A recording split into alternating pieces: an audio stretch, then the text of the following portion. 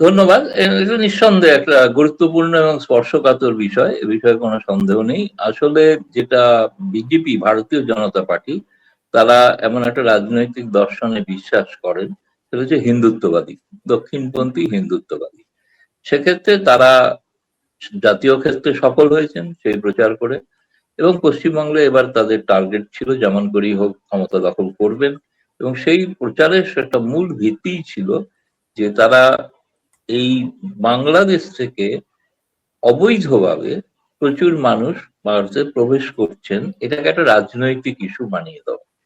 এবং হুম, যে রাজনৈতিক, আমি কিন্তু আগেতেই বলে রাখি, যেটা হচ্ছে বাংলাদেশ বিরোধী নয়, এটা হচ্ছে অবৈধ বাংলাদেশি বিরোধী।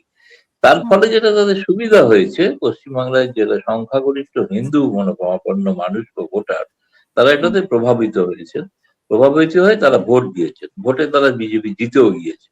এখন জিতে যাওয়ার পর তাকে তো দেখাতে হবে যে কিছু একটা তারা সত্যি যে কথা বলেছিলেন তার সত্যতা কোথায়। হুম, আমরা যেটা জানি যে গত 24-এর 5ই আগস্টের পর থেকে বাংলাদেশে যে টালমাটাল অবস্থা, আর্থিক অবস্থা, যেটা বর্তমানে এখনো বর্তমান সরকারও পুরোপুরি সম্পূর্ণভাবে সেটাকে চাঙ্গা করতে পারেননি। এই হুম, অবস্থায় মানুষ কিন্তু এই সময়টায় বহু মানুষ সীমান্ত, এবং লক্ষ্য করে দেখবেন যে গরিব মানুষ, তারা কিন্তু কেউ উচ্চবিত্ত, মধ্যবিত্ত, স্বল্পবিত্ত নয়, একেবারে গরিব মানুষ। তারা রুটি রুজি জীবিকার সন্ধানে তারা কিন্তু সীমান্ত পেরিয়ে চলে এসেছিলেন। এখন এই মানুষগুলোর সংখ্যাটা কিন্তু লাখ লাখ নয়, এখনো এখনো সংখ্যাটা কয়েকশোর মধ্যেই রয়েছে। আপনি যেটা বলছেন ওটা নাম দেওয়া হয়েছে, আগে ছিল নাম ছিল ডিটেনশন সেন্টার আসামে, এখানে নাম দেওয়া হয়েছে হোল্ডিং সেন্টার। এখানে প্রথমে হোল্ড করে হোল্ডিং এদেরকে সেন্টার। চিহ্নিত করে, এখানে ধরুন হাকিমপুর এলাকায় যে শয়ে শয়ে বাংলাদেশি তারা হাজির হয়েছিল অবৈধভাবে, যারা উপরে নিজেরা, যারা ভারতবর্ষের বিভিন্ন কলকাতার টেলিভিশন চ্যানেলে স্বীকারও করেছেন। এবং সেক্ষেত্রে ধরুন ব্যক্তিগতভাবে আমি কিন্তু মনে করি যে উন্নত আর্থিক যেখানে অবস্থা, সেখান থেকে অল্পোন্নত দেশ থেকে মানুষ মাইগ্রেট করবেই। এবং ভারত থেকে কি আমেরিকা, লন্ডনে মানুষ মাইগ্রেট করছে না জীবিকার স্বার্থে? তারা করছে। এবং কিছুদিন আগে তো ট্রাম্প প্রশাসন হাতকড়া পরিয়ে তাদের ফেরত পাঠিয়েছে, ভারতীয়দের। অস্ট্রেলিয়া থেকেও ফেরত পাঠানো হয়েছে। এখন এই মাইগ্রেশনটা না একটা রাজনৈতিক বিষয় হয়ে দাঁড়িয়েছে, হুম, দুর্ভাগ্যজনক। কিন্তু আমি বলবো যে বাংলাদেশের ক্ষেত্রেও ভোটের আগে যেরকম আমরা একটা ভারত বিরোধী সেন্টিমেন্ট দেখি, যেটা ভোটের পর কিন্তু অনেকটা কমে গিয়েছে। আমার মনে হয় যেটা যেটা হচ্ছে এটা একটা ভোটের যে প্রতিশ্রুতি ছিল পশ্চিমবঙ্গে, সেইটা দেখানোর জন্য কিছু মানুষকে আটক করে তাদেরকে রেখে জোর করে পাঠিয়ে দেওয়ার একটা চেষ্টা তারা নিচ্ছেন। কিন্তু হুম, পুশব্যাকের তত্ত্বটা তো হওয়া নিয়ম মাফিক হওয়া উচিত ছিল, কিন্তু নিয়ম মাফিক নয়। কারণ এটা ভারতের পররাষ্ট্র মন্ত্রণালয় থেকে একটা ব্যাখ্যা দেওয়া হয়েছিল যে 2800-র উপরে কিছু মানুষকে চিহ্নিত করা হয়েছিল, তাদের বাংলাদেশকে বলা হয়েছিল, সরকারকে, শেখ হাসিনার সময় থেকে আইডেন্টিফাই করা। কিন্তু সেই আইডেন্টিফিকেশনটা করা হয়নি। আমি সম্প্রতি শুনেছি বাংলাদেশ সরকার জানিয়েছে এদের অনেকেই বাংলাদেশি নাগরিক নয়, অনেকে ভারতে জন্ম, হুম, বাবা হুম, মা হয়তো ছিলেন বাংলাদেশি, কিন্তু হুম, যার জন্ম ভারতে, জন্মসূত্রে তার তো ভারতীয় নাগরিকত্ব পাওয়া উচিত। তবে এই বিতর্কটা চলছে, এই বিতর্কের মধ্যে পুশব্যাক, আজকে দেখলাম বিজেপি একটা বিবৃতি দিয়েছে, তারা 10টি জায়গায় এরকম পুশব্যাক আটকাতে পেরেছে। সীমান্তে একটা উত্তেজনা তৈরি হচ্ছে, যেটা দুদেশের সম্পর্কের ক্ষেত্রে বাঞ্ছনীয় নয়, কাম্য নয়। যে সরকার প্রতিষ্ঠিত হওয়ার পরে প্রধানমন্ত্রী নরেন্দ্র মোদী নিজে শুভেচ্ছা জানিয়েছিলেন, স্পিকারকে পাঠিয়েছিলেন, তিনি নরেন্দ্র মোদী বার্তা নিয়ে গিয়েছিলেন।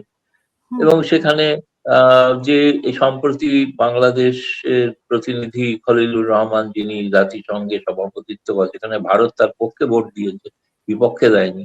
ফলে হুম, সম্পর্কটা উন্নত করার একটা চেষ্টা ভারত সরকার থেকে উচিত। কিন্তু এই ঘটনাগুলো নিঃসন্দেহে একটা, সেজন্য সম্পর্কটা এখন এই মুহূর্তে বলা যেতে পারে ভালো মন্দ, জোয়ার ভাটা এরকম একটা অবস্থা, পূর্ণিমা অমাবস্যার মধ্যে ঘোরাফেরা করছে। কিন্তু এটাকে স্টেবিলাইজ হওয়া দরকার। এর সঙ্গে আপনি হয়তো জানেন কিনা জানি না, জানেন হয়তো, যে আগামী 8ই জুন থেকে 11ই জুন দুই দেশের সীমান্তরক্ষী বাহিনীর মহাপরিচালক স্তরে একটা বৈঠক দিল্লিতে হতে চলেছে, যেটা দ্বিপাক্ষিক ভাবেই থাকে বৈঠক। সর্বশেষ বৈঠকটা 2025 সালের আগস্ট মাসে হয়েছিল। এই বৈঠকটা জুন মাসে হতে চলেছে দুদেশের সীমান্ত রক্ষী। আমার ধারণা এই বৈঠকের মধ্যে দিয়েই একটা হয়তো স্ট্যান্ডার্ড অপারেটিং প্রসিডিওর, একটা কোনো নীতি নির্ধারিত হতে পারে, ততদিন পর্যন্ত একটু অনিশ্চয় অবস্থা আছে। সম্প্রতি একটু বোধহয় আমার মনে হয় কুচবাকের ঘটনা বা ধরপাকড় যেটা চলছিল বসে একটু কমেছে বোধহয় এই মিটিংটার দিকে তাকিয়ে, যে এই মিটিং এ দুপক্ষ যখন সর্বোচ্চ স্তরে আলোচনা করবে, দুই দেশেরই সীমান্ত রক্ষা বাহিনী প্রধান, এবং তাদের একটা ডেলিগেশন লেভেল মিটিং হবে এবং দীর্ঘদিন ৮ থেকে ১১ অনেক দিন, প্রায় ৫ দিনের মিটিং। ফলে এই মিটিং এ সমস্ত কিছু পুঙ্খানুপুঙ্খ আলোচনা হবে, সীমান্তের পরিস্থিতি আলোচনা হবে। দেখুন, সীমান্তে এইভাবে এখন আরেকটা বিষয় হয়তো আপনি উল্লেখ করেন, আমি বলে রাখি আগে থেকেই, সেটা হচ্ছে কাঁটাতারের প্রসঙ্গ, বেড়া প্রসঙ্গ। পাকিস্তানের সঙ্গে আমাদের সীমান্তে কিন্তু কাঁটাতারের বেড়া আছে। তাতে কি জঙ্গিদের আনাগোনা কি কমেছে? তো কমেনি, বরঞ্চ পহেলগাঁওর মতো ঘটনা তো ঘটে গিয়েছে, তাই না? নিরীহ ভারতীয়দের হত্যা করা হয়েছে, জঙ্গিরা হত্যা করেছে। ফলে সবসময় যে কাঁটাতারের বেড়া হলেই সমস্যার সমাধান হয়ে যাবে, এটা আমি ব্যক্তিগতভাবে মনে করি না। এটা দরকার দুই দেশের রাজনৈতিক সদিচ্ছা, যে একে অপরের দেশকে সমাজ বিরোধীদের ব্যবহার করতে দেবেন না, আর এরকম একটা সমঝোতা যদি হয়, তাহলে এক্ষেত্রে এই ঘটনাগুলো অনেক কমে যাবে বলে আমি বিশ্বাস করি।